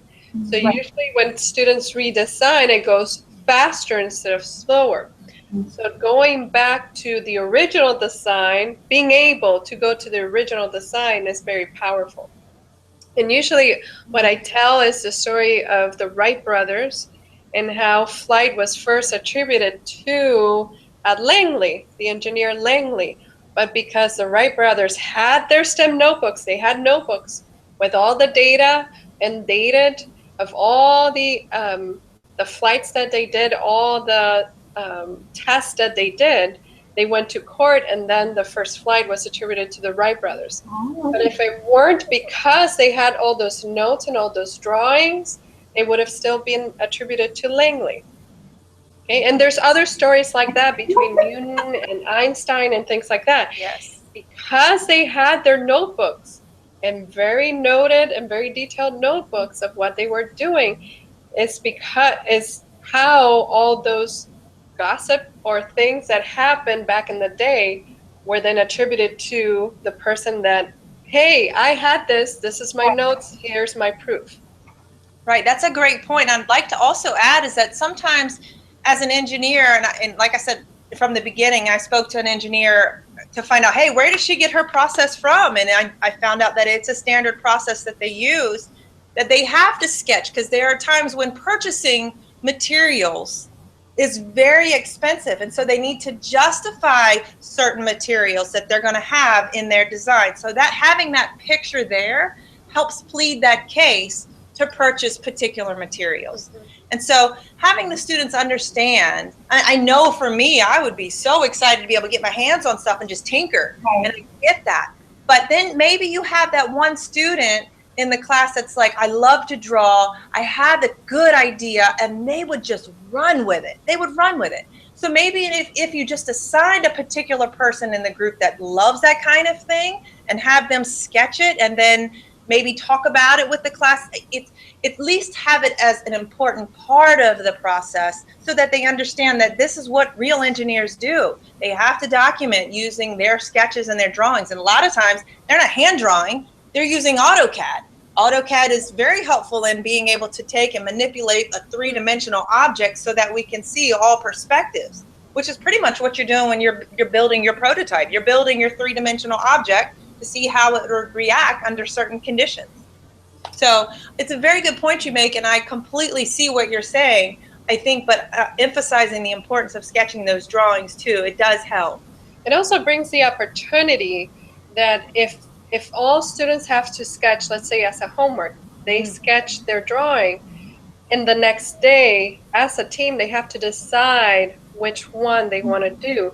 That way, everybody has a chance to be heard or to submit an idea, because sometimes these teams, especially if they tinker, they don't listen to each other. Right. So it's an opportunity. And something that she alluded is that maybe you don't hand out materials until they give you a design, right? So you can have the materials out, right? And with the price, if you want to do that or anything, but they can measure it, they can do anything, but they cannot grab anything until they submit a design. So just some opportunities there for the classroom.